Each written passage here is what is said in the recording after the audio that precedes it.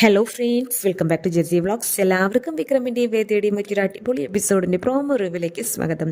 ഇന്നത്തെ പ്രോമോയുടെ തുടക്കം തന്നെ കാണുന്നത് വിക്രം എങ്ങനെയാണ് ഇങ്ങനൊരു കുടുക്കിൽ പോയി പെട്ടത് എന്ന ഒരു സ്റ്റോറി തന്നെയാണ് വിക്രം പറയുന്നത്. വിക്രം ഇത് ശ്രീജോടായിട്ട് പറയുന്നതായിട്ടാണ് പ്രോമോയിൽ കാണിക്കുന്നത്.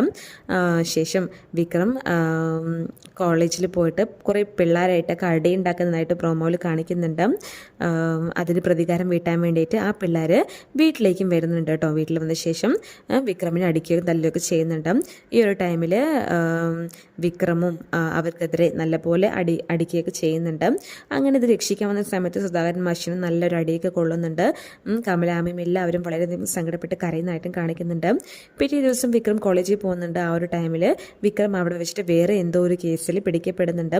അങ്ങനെ സുധാകരൻ മാഷിനെ നമ്മുടെ വിക്രമിൻ്റെ കോളേജിലേക്ക് വരാനായിട്ട് വിളിക്കുന്നുണ്ട്. അങ്ങനെ സുധാകരൻ മാഷ് കോളേജിൽ വരുന്ന സമയത്ത് എല്ലാവരും സുധാകരൻ മാഷിനെ കളിയാക്കുന്നുണ്ട്. മാഷിൻ്റെ മോൻ കണ്ടില്ലേ ഇത്ര മോശപ്പെട്ട കാര്യം ചെയ്തിരിക്കുന്നു പറഞ്ഞിട്ട് എല്ലാവരും സുധാകരൻ മാഷിനെ കളിയാക്കുന്നുണ്ട്. അവിടെ വെച്ചിട്ട് സുധാകരൻ മാഷ് എന്തോ ഒരു സത്യം അറിയുന്നുണ്ട്. അതിനുശേഷം വിക്രമിനെ നല്ലതുപോലെ അവിടെ വെച്ച് തല്ലുന്നുണ്ട്. കുറേ പോലീസുകാർ കോളേജിലേക്ക് വന്നിട്ട് വിക്രമിനെ അറസ്റ്റ് ചെയ്ത് കൊണ്ടുപോകുന്നതായിട്ടും പ്രോമോയിൽ കാണിക്കുന്നുണ്ട് കേട്ടോ. ഈ ഒരു കഥയെല്ലാം കേട്ടിട്ട് ആകെ ഷോക്കായിട്ട് നിൽക്കുക നമ്മുടെ വേദ. കഥയുടെ ഗതി എവിടേക്കാണ് പോകുന്നത് പോലും മനസ്സിലാവുന്നില്ല. കേൾക്കും തോറും ആഴമറിയാതെ ഇങ്ങനെ നിന്ന് പോവുകയാണ്. എന്താ നടക്കാൻ പോകുന്നത് അറിയാതെ വളരെയധികം ആകാംക്ഷയിൽ നിൽക്കുന്ന വേദിയെ കാണിക്കുന്നുണ്ട്.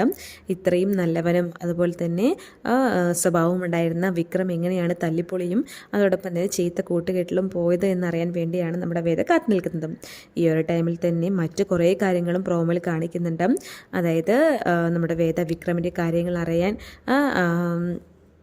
അറിയുന്നതിലൂടെ മറ്റു പല കാര്യങ്ങൾ അപ്പുറത്ത് നടക്കുന്നുണ്ടായിരുന്നു. അതായത് വേദയുടെ ബ്രദർ ശ്രീകാന്ത് നമ്മുടെ വിക്രമിൻ്റെ കുടുംബത്തിൽ വളരെയധികം സങ്കടപ്പെടുത്താൻ വേണ്ടി മറ്റൊരു പണി ഏർപ്പെടുത്തിയിരിക്കുകയാണ്.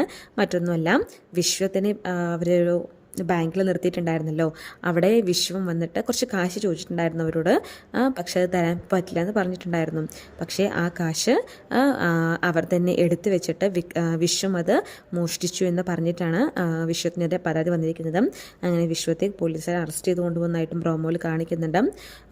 ഈ ഒരു വാർത്ത കേട്ടിട്ട് നമ്മുടെ ശ്രീജ വളരെയധികം സങ്കടപ്പെട്ട് കരയുന്നതായിട്ടും പ്രോമോയിൽ കാണിക്കുന്നുണ്ട്.